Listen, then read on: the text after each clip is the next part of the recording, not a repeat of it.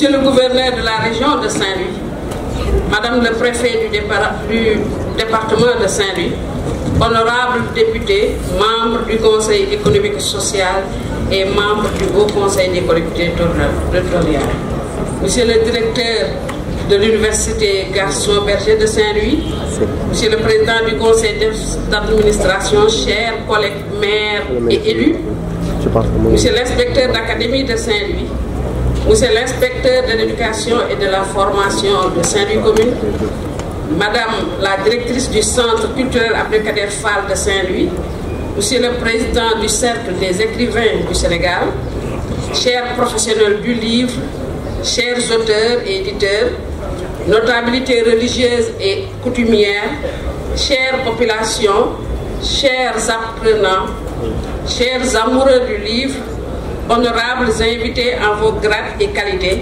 mesdames et messieurs. La bataille de Guilé, il ne s'agit pas simplement de récit d'une époque bataille livrée à Belleré entre le Bourba Djolof Albouri Ndiaye et le Damel du Kayor Samba Laobé Fall. Il s'agit bien du premier livre écrit par un romancier sénégalais, et celui-ci n'est autre qu'un de nos illustres prédécesseurs à la mairie de Saint-Louis, je veux nommer le maire Amadou Duguay Clédor Ndiaye. Normal, me diriez-vous, pour une ville qui abrita la première école, l'école mutuelle, et où furent formés les premiers intellectuels de l'Afrique francophone. Pour ces raisons et parmi d'autres, je voudrais partager avec vous l'immense honneur et la grande fierté qui nous habitent pour le choix porté sur notre belle ville pour abriter cette première édition du Salon national du livre. Qu'il vous plaise ainsi de me permettre, au nom de toutes les populations de la commune de Saint-Louis et du conseil municipal, de vous souhaiter à toutes et à tous, et particulièrement à Madame Christiane Taubira, au parrain, le ministre Makili Gassama, et au ministre de la Culture, Abdou Latif Coulibaly, la bienvenue dans cette ville de culture et d'éducation, cette ville du livre. Monsieur le ministre de la Culture, en restaurant cette fête du livre, vous vous mettez résolument dans l'époque de redonner aux arts et à la littérature leurs lettres de noblesse. Votre politique culturelle fait l'unanimité.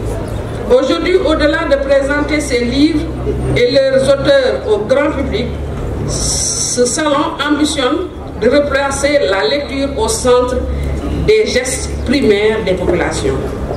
Le livre, en tant que source de savoir, reste à lui seul un amphithéâtre payant dans lequel tout aspirant à la connaissance peut se mouvoir. Victor Hugo ne disait-il pas, je le cite, « La lumière est dans le livre. Ouvrez le livre tout grand.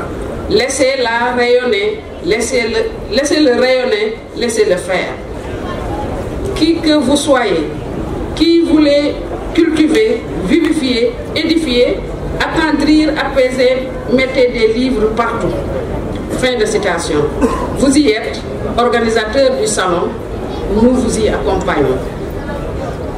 Ces 3 jours d'animation autour du livre à travers des expositions, des conférences, des ateliers et des panels vont favoriser certainement un accès au livre, mais surtout redonner goût à la lecture.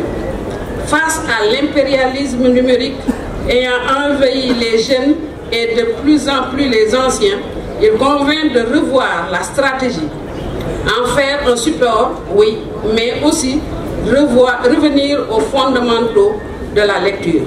Notre rôle, nous, collectivités territoriales, est d'être avant-gardistes. Monsieur le ministre, chères autorités, vous comprendrez avec aisance que je me réjouisse du thème de cette présente édition du Salon du Livre. Penser terroir, agir territoire pour la promotion du livre et de la lecture est une intelligence lumineuse. En effet, dans son objectif de territorialisation des politiques publiques, Son Excellence le Président de la République du Sénégal, M. Macky Sall, a voulu, avec l'acte 3 de la décentralisation, rendre aux territoires leur vraie place dans notre quête de l'émergence. Comment mettre notre territoire, symbiose de nos terroirs, au centre de toutes nos politiques publiques? Le livre et la lecture nous montrent aujourd'hui la voie. Il s'agit donc exclusivement de nous inspirer de nos ressources et de nos valeurs afin de territorialiser nos écrits pour leur meilleure appropriation par les populations locales. Bien sûr, cela ne devrait entamer en rien le statut du livre qui reste la plus grande évasion de l'esprit. Son Excellence, Monsieur le ministre, cher parrain, qui d'autre pour être porté en modèle pour cette masse silencieuse qui se cherche? Beaucoup de personnalités, évidemment, mais le choix sur votre personne se justifie à bien des égards. Professeur certifié de lettres de classe exceptionnelle, vous avez été directeur du Centre d'études des civilisations et directeur des lettres et de la propriété intellectuelle. Conseiller culturel du président poète Léopold Sédar Senghor, c'est d'une évidence limpide que vous fûtes nommé ministre de la Culture par le président Abdou Diouf, intellectuel chevronné, donnant ses avis sur la vie politique de notre continent. Vous êtes surnommé l'intellectuel qui s'occupe de l'Afrique à juste titre. Votre rang d'ambassadeur vous en donne par ailleurs la prérogative. À la radio nationale avec une semaine, un livre, à la télévision nationale avec l'émission Regard, vous avez semé en beaucoup de nous cette fibre culturelle. Vos écrits fortement denses traduisent souvent le cri de cœur d'un homme de son temps et de son monde qui refuse de livrer sa communauté à l'oubli de l'ensemble de ses traits distinctifs, spirituels, matériels et affectifs, en somme de sa culture. La lecture aussi, douceur. La commune de Saint-Louis ne ménagera aucun effort pour que ces idées deviennent réalité. Que ce salon national du livre soit le début d'une nouvelle ère de la lecture dans notre ville. Je vous remercie de votre attention.